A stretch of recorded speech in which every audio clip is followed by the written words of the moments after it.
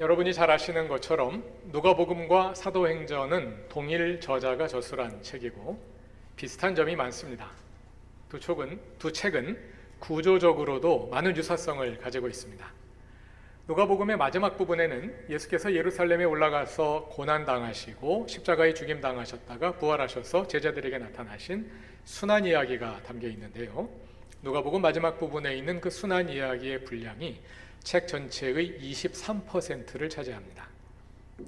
이와 비슷하게 사도행전의 마지막 부분에는 사도 바울이 예루살렘에 올라가서 유대인들의 소란에 의해서 붙잡혀서 고난당하고 죄수의 몸으로 로마로 호송되어 가는 이야기가 담겨 있는데요. 그 이야기가 사도행전 전체 분량의 24% 정도를 차지합니다. 순환 이야기를 담은 그 마지막 부분의 바로 앞에는 예루살렘의 고난을 바라보며 누가복음에서는 예수님이, 사도행전에서는 사도 바울이 그곳으로 올라가는 이야기가 담겨 있습니다. 오늘 본문은 그 예루살렘으로 올라가는 바울 이야기의 첫 장면입니다. 오늘은 사순절의 첫 주일입니다. 사순절이란 부활절을 앞둔 40일간의 기간을 가리키는데요. 예수님이 십자가에서 이루신 구원에 감사하고 그의 고난을 묵상하며 참여하는 기간입니다. 사순절 전주일인 지난주일은 예수님의 산상변모주일이었습니다. 누가복음을 읽어보면 예수님은 변화산에서 모세와 엘리야를 만나 예루살렘에서 이루실 엑소더스, 곧 십자가와 부활 승천의 구원 사건을 함께 논의하신 후에 예루살렘으로 여행을 시작하셨습니다. 그러니까 교회력을 복음서와 사도행전에 연결해 보면 사순절은 앞으로 다가올 고난을 바라보며 예루살렘을 향하여 올라가는 기간이라고 할 수 있겠습니다. 금년에는 마침 사도행전의 그 지점에서 사순절을 시작하게 되었습니다. 예루살렘을 향해 올라가는 바울의 이야기를 함께 읽으며 그가 사랑했고 그의 삶의 전부였던 예수님을 함께 바라보며 묵상하는 이 사순절이 될 수 있기를 바랍니다. 예루살렘으로 가는 바울의 여행에 관한 언급은 19장 21절에 처음 나옵니다. 다 같이 읽어보겠습니다.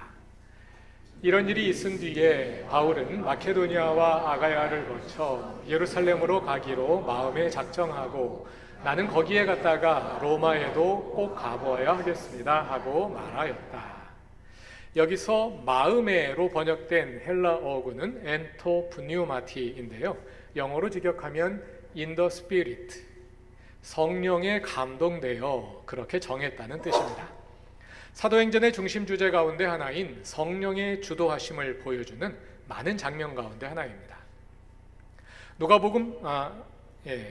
사도행전에서 오늘 본문 뒤에 나오는 20장 22절에서 바울은 자신이 성령에 매여서 자기 의지대로가 아니라 성령에 매여서 예루살렘으로 가는 길이라고 고백합니다.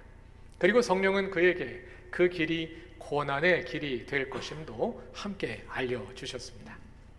바울은 다가올 고난을 바라보며 성령에 이끌려 예루살렘으로 올라가고 있습니다. 이렇게 바울은 에베소 사역을 마치고 성령에 이끌려 예루살렘으로 올라가는데요. 바울은 예루살렘으로 바로 가지 않고 반대 방향에 있는 마케도니아와 아가야를 거쳐서 돌아갑니다. 20장 1절과 2절을 다 같이 읽어봅시다. 소동이 그친 뒤에 바울은 제자들을 불러오게 해서 그들을 격려한 뒤에 작별 인사를 하고 마케도니아로 떠나갔다. 바울은 그곳의 여러 지방을 거쳐가면서 여러 가지 말로 제자들을 격려하고 그리스에 이르렀다. 에베소에서 예루살렘으로 가려면 동쪽으로 가야 하는데요. 그 반대편 서쪽에 있는 유럽으로 건너가서 마케도니아와 그리스를 거쳐갔답니다. 왜 그랬을까요? 그의 선교 원칙에 따른 것이지요. 그는 한 번 방문하여 교회를 세운 후에는 반드시 다시 방문하여 교회를 돌아보았는데요. 제2차 전도 여행에서 마케도니아와 아가야에 교회를 세우고 떠난 후 아직 그 지역을 방문하지 못했습니다. 그래서 에베소 사역을 마치고 예루살렘으로 가는 길에 그 지역을 들르고자 한 것입니다. 2절 끝부분에 그리스가 나오는데요. 여기서 그리스는 아가야 지방을 가리키는 다른 이름입니다. 아가야 지방에서 어느 도시에 갔을까요? 아가야 지방의 수도인 고린도입니다. 고린도전서 16장 5, 6, 7절을 보면 바울이 에베소를 떠나 고린도에 방문하여 겨울을 보낼 계획임을 알리는 내용이 있습니다. 3절 첫 문장을 보시면 바울은 고린도에서 겨울 3개월을 머물렀습니다. 이 기간에 로마서가 저술되었습니다. 그것은 로마서 15장에 서술된 바울의 여행 계획과 16장에 언급된 사람들의 이름이 오늘 본문의 정황과 정확히 일치함으로 잘 알 수 있습니다. 자, 여기까지는 대체로 바울이 계획한 대로 여정이 진행되었습니다. 예루살렘으로 가기 전에 2차 선교지를 다시 한번 돌아보았고 고린도 전서를 보내며 예고한 것처럼 고린도를 다시 방문하여 계획한 일들을 진행했습니다. 그러나 그 후부터는 전혀 예상치 못하던 방향으로 사건이 전개되기 시작합니다. 본문 3절을 다 같이 읽어봅시다. 거기서 그는 석 달을 지냈다. 바울은 배로 시리아로 가려고 하는데 유대 사람들이 그를 해치려는 음모를 꾸몄으므로 그는 마케도니아를 거쳐서 돌아가기로 작정하였다. 배로 시리아로 간다는 이야기는 시리아행 배를 타고 갈 계획이었다, 그런 뜻입니다. 바울은 지금 예루살렘으로 가니까요. 본래 바울의 계획은 고린도에서 시리아행 배를 타고 예루살렘으로 가는 것이었습니다. 2차 전도 여행의 여정이 그랬습니다. 그런데 차질이 생겼습니다. 바울을 시기하는 유대인들이 그를 해하려는 음모를 꾸몄기 때문입니다. 아마도 그들은 항구나 배에서 바울을 해치려고 계획을 했던 것 같습니다. 바울이 그것을 알게 됐습니다. 그래서 바울은 행로를 수정합니다. 항구로 가지 않고 왔던 길을 되돌아 육로로 고린도를 벗어나기로 계획을 바꾼 것입니다. 이어지는 사건들의 정황으로 미루어 볼 때 바울은 처음에는 고린도에서 무교절, 곧 유월절을 보낸 후에 예루살렘으로 출발하려 했던 것으로 보입니다. 유대인들에게 유월절은 가장 중요한 절기이므로 여행 중에 대충 보낼 수는 없기 때문입니다. 그러나 6절을 보면 바울은 계획을 수정하여 육로로 빌립보까지 가서 거기서 무교절을 지킵니다. 그러기 위해서 원래 계획보다 서둘러 출발을 했을 것입니다. 예정보다 빨리, 아직 날씨가 충분히 풀리기 전에 출발해야 했으므로 더 힘든 여정이었을 것입니다. 그렇게 바뀐 여정에서 바울은 예상치 못하던 일들을 겪게 됩니다. 무엇보다 육로로 돌아서 가려다 보니 여행 기간이 많이 늘어났습니다. 6절을 보시면 빌립보에서 드로아로 가는데 5일이 걸렸습니다. 구체적으로 말하자면 빌립보에서 네아폴리 항까지 걸어가서 배를 타고 드로아로 갔을 텐데요. 그 방향으로 항해할 경우 역풍이 불어서 배 시간이 훨씬 늘어난다고 합니다. 그래서 5일이나 걸린 것이지요. 그리고 드로아에 도착한 후에는 7일 동안 머물게 되었습니다.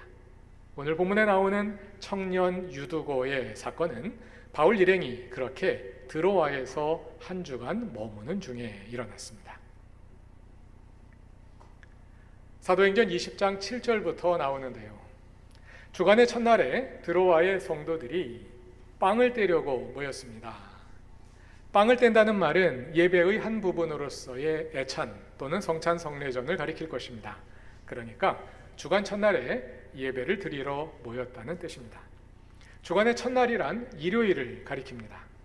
유대인들은 주간의 마지막 날인 안식일에 모여 예배를 드렸지만 그리스도인들은 언제부터인가 예수께서 부활하신 날이자 오순절 성령이 강림하신 날인 주간의 첫날 일요일에 모여서 예배를 드리기 시작했는데요. 본문 7절은 그러한 그리스도인들의 관습을 보여주는 가장 오래된 역사 자료 가운데 하나입니다. 이보다 더 오랜 언급도 있습니다. 그것은 바울이 에베소에서 사역할 때 써보낸 고린도전서 16장 2절입니다. 바울은 지금 에베소 사역을 마치고 고린도로 이동하고 있으니까요. 오늘 본문의 사건보다는 조금 더 앞선 언급이라고 말할 수 있겠죠. 고린도전서의 언급은 그리스도인들이 주간의 첫날인 일요일에 모여서 예배를 드렸으나 오늘 우리처럼 아침에 모여서 예배드린 것은 아니었을 것입니다. 그 시대는 일요일이 국가 공휴일이 아니었기 때문에 일요일에도 나가서 일을 했어야 했기 때문입니다. 아마도 본문이 사건이 일어난 것은 일요일 저녁이었을 가능성이 많습니다. 만일 유대식으로 시간을 계산했다면 토요일 저녁이었을 수도 있습니다. 유대식 시간으로는 토요일 해 지는 시간부터 일요일이 시작되기 때문입니다. 7절에 의하면 바울은 그 다음 날 떠나기로 되어 있었고 그의 강론이 밤이 깊도록 계속되었습니다. 밤새도록 설교를 한다는 것이 요즘 같으면 이해하기 어려울 것입니다. 그러나 그 당시의 상황을 떠올려 보면 잘 이해가 될 것입니다. 그때는 아직 신약 성경이 편찬되기 전이었고 예수님에 관해 가르쳐주는 다른 책이나 유튜브 영상도 없습니다. 듣는 것이 거의 전부입니다. 그런데 부활하신 예수로부터 직접 사명을 받은 사도이자 초기 교회 복음의 기틀을 놓은 사람인 사도 바울에게서 직접 듣고 배울 수 있다는 것은 비교할 수 없는 좋은 기회이겠죠. 게다가 이제 그가 떠나면 언제 다시 볼 수 있을지 알 수 없습니다. 아마도 드로아 사람들은 밤새도록 바울의 설교를 들을 수 있다는 것이 너무도 감사한 일이었을 것입니다. 그래서 한 집에 모여 불을 밝혀놓고 밤새도록 그의 설교를 들었습니다. 본문을 잘 읽어보면 그들이 모인 장소가 여러 층으로 이루어진 집임을 알 수 있습니다. 9절을 보면 유도고라는 청년이 3층에서 떨어졌다고 하죠. 그 시대 로마 도시의 주거형 주택은 부자들이 사는 대저택인 도무스와 서민들이 거주하는 아파트형 인슐라로 나뉘었습니다. 도무스는 대개 단층이나 2층으로 지어졌고 3층까지 올라가는 경우는 드물었습니다. 따라서 오늘 본문의 배경이 된 주택은 인슐라일 가능성이 많습니다. 인슐라는 도시의 중하류층과 서민층이 밀집해서 살던 다층 구조의 공동주택입니다. 그 당시 로마에 이미 석회와 화산재와 모래를 섞어서 만드는 콘크리트 공법이 일찍부터 발달해 있어서 고층 주택의 건축이 가능했다고 합니다. 대개 1층에는 상점이나 공방이 있었고 2층 이상이 거주구역인데요. 위층으로 올라갈수록 공간이 협소하고 층고가 낮았습니다. 화장실과 우물과 취사시설은 1층에만 있었습니다. 물론 엘리베이터가 없었습니다. 때문에 접근성 문제가 있었습니다. 그래서 아래층으로 내려올수록 임대료가 비쌌고 위층으로 올라갈수록 저렴했다고 합니다. 그래서 2, 3층에는 비교적 형편이 나은 사람들이 거주했고 더 위쪽에는 가난한 사람들이 살았습니다. 아까 보여드린 그림에는 5층 건물로 되어 있습니다만 10층까지 올라간 건물들도 있었다고 합니다. 방의 면적은 다양했다고 하는데요. 한 가구가 방 하나에 모여 사는 경우도 있었고 방 하나에서 취사와 또 옛날 방식의 화장실과 온 가족이 모든 것을 해결하는 그런 사람들도 있었고 고층일수록 단칸방으로 이루어졌다고 합니다. 고층일수록 가난한 사람들이 살기 때문에 작은 단칸방으로 이루어진 경우가 많았고요. 형편이 좋은 집은 대개 2, 3층에 집 두세 개를 방 두세 개를 함께 사용했는데 그렇게 해도 대개 15평 이내였다고 합니다. 아마도 본문의 사건이 일어난 드로아 교회에는 대저택을 가진 부자 교인은 없었던 것 같습니다. 고린도 교회에는 그런 교인이 있었습니다. 드로아에는 그런 교인은 없었던 것 같습니다. 아마도 인슐라에 사는 비교적 형편이 나은 사람의 집에서 모여서 예배를 드린 것이 아닐까 생각됩니다. 그러니까 커도 15평이 채 안 되는 작은 공간에 많은 사람들이 빼곡히 모여 앉아 있었을 것입니다. 본문 8절을 보면 그들이 모인 위층 방에 등불이 많이 켜져 있었습니다. 등불이 많이 켜져 있었다는 소수를 밝은 빛이라는 견지에서 상징적인 의미로 해석하시는 분들도 있습니다. 그러나 아마도 저자의 의도는 그보다 좁은 공간에 등불을 많이 켜놓아서 공기가 탁했음을 알려주는 데 있을 것입니다. 그 시대 사용하는 등불은 대개 작은 등잔에 올리브 기름을 담고 심지를 꽂아 불을 켜서 밝히는 것이었습니다. 좁은 공간에 많은 사람들이 모여서 오랜 시간 예배를 드리는데 등불까지 켜놓아서 공기가 매우 탁했음을 알려주려는 것입니다. 게다가 그 자리에 모인 사람들은 대부분 하루 종일 힘들게 일한 후에 저녁에 예배 드리러 모였을 것입니다. 한마디로 엄청 졸릴 수밖에 없는 그런 상황이었던 것이죠. 그래서 유두고라는 청년이 몰려오는 졸음을 피하기 위해 창문에 걸터 앉아 바울의 설교를 듣고 있었던 것 같습니다. 유두고도 다른 사람들처럼 하루 종일 열심히 일하다가 지친 몸을 이끌고 저녁에 예배하기 위해 그 자리에 나왔을 것입니다. 앞에서도 잠시 생각해 보았습니다만 드로아 교회의 교인들 가운데는 부자가 없었고 대부분은 열심히 일해서 생계를 유지하는 서민들이었습니다. 유두고 역시 가난한 가정에서 태어나 먹고 살기 위해 힘들게 일해야 하는 처지였겠지요. 그와 함께 본문이 유두고에 관해 가르쳐주는 중요한 정보가 하나 더 있습니다. 12절을 보시지요. 이 사건이 마무리된 후에 사람들이 그를 집으로 데려갔다고 하는데요. 누가 데려갔다고요? 사람들이 데려갔습니다. 왜 부모가 아니라 사람들이 데려갔을까요? 부모가 그 자리에 없었다는 뜻이겠지요. 아마도 그 가정에서 유두고 혼자 교회에 다닌 것 같습니다. 그는 이방신을 믿는 가정에 태어나 어떤 경로로 복음을 알게 되었고 그날 밤도 홀로 예배의 자리에 나와 바울의 설교를 듣고 있었습니다. 그 시대 로마에서 가족 가운데 한 사람만 다른 종교를 가지는 것이 불가능하지는 않았다고 합니다. 그러나 이방 종교가 지배하는 사회에서 한 가정이 함께 예수를 믿는 것도 쉬운 일이 아닌데 그렇게 홀로 다른 종교를 가지고 신앙생활하기는 더 어려웠을 것입니다. 가정과 사회에서 일상적으로 이루어지는 이방 종교의 관습을 견뎌내며 홀로 신앙을 지켜내야 했을 테니까요. 청년 유두고는 그러한 어려운 환경에서도 예수 그리스도의 복음에 큰 관심을 가지고 신앙을 지켜내고 있는 사람이었습니다.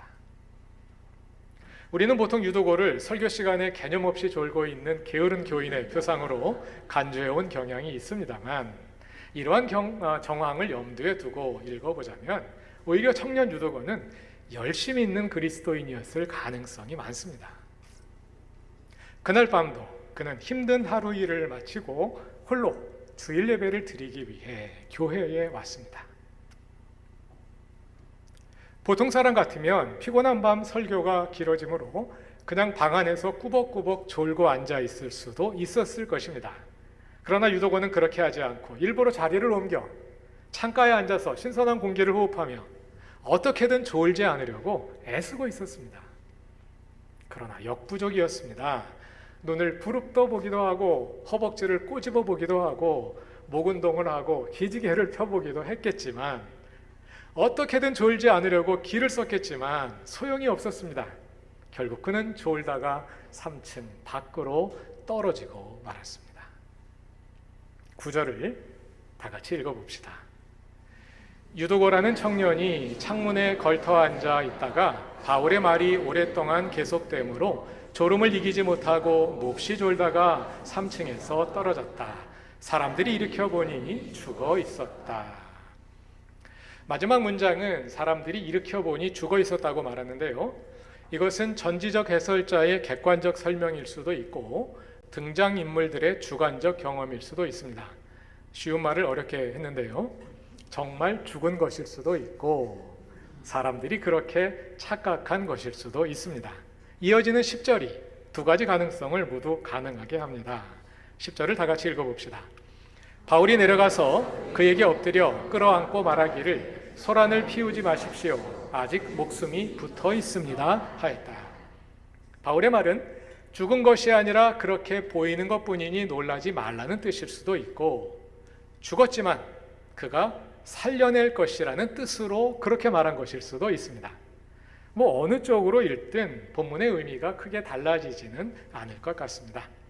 죽었는데 살려냈다면 하나님의 능력이 바울을 통해 드러난 사건이 되겠고 죽지 않았다면 믿음이 좋은 유두고를 위한 하나님의 배려였다고 할 수 있겠죠. 그러나 후자였다고 해서 하나님의 능력에 손상이 가는 것이 아니고 전자였다고 해서 하나님의 배려가 없는 것은 아니므로 어느 쪽이든 관계없을 것 같습니다. 11절에 의하면 그 일 후에도 바울은 아무 일도 없었던 것처럼 위층으로 다시 올라가서 빵을 떼어서 먹고 날이 살 때까지 대화를 계속하다가 드로아를 떠났습니다. 12절을 보니 사람들이 그 청년을 집으로 데리고 갔습니다. 가족은 안 나오고 혼자 교회에 나오던 청년이 예배드리다가 사고가 나서 죽었다면 교회에 얼마나 큰 시험거리가 됐겠습니까? 그러나 3층에서 떨어져도 죽지 않는 기적이 일어났기에, 또는 죽은 사람을 살려내는 하나님의 능력이 드러났기에 그 일은 오히려 교회를 위한 큰 간증거리가 되었을 것입니다. 본문은 그래서 그들이 큰 위로를 받았다고 말합니다. 바울이 에베소를 떠나며 2차 선교지를 방문한 이유는 제자들을 격려하기 위해서였습니다. 20장 1절을 보면 에베소를 떠나며 제자들을 격려했다 하고요, 2절을 보면 마케도니아 지방의 여러 교회를 거쳐가며 제자들을 격려했다고 하지요. 여기서 격려했다고로 번역된 헬라어 동사가 파라칼레오인데요, 같은 동사가 12절에 사용됩니다. 12절에서 위로를 받았다로 번역된 동사가 같은 파라칼레오입니다. 청년 유두고의 일로 인해 제자들이 더 큰 격려를 받았습니다. 여러분도 청년 유두고처럼 한 주간 하나님께서 맡겨주신 작고 큰 일상의 일들을 감당하며 열심히 살아오다가 이 자리에 예배드리러 나오셨을 것입니다. 우리는 청년 유두고의 시대처럼 그리스도인들이 보기 힘들어지고 있는 현실 속에서 살아가고 있습니다.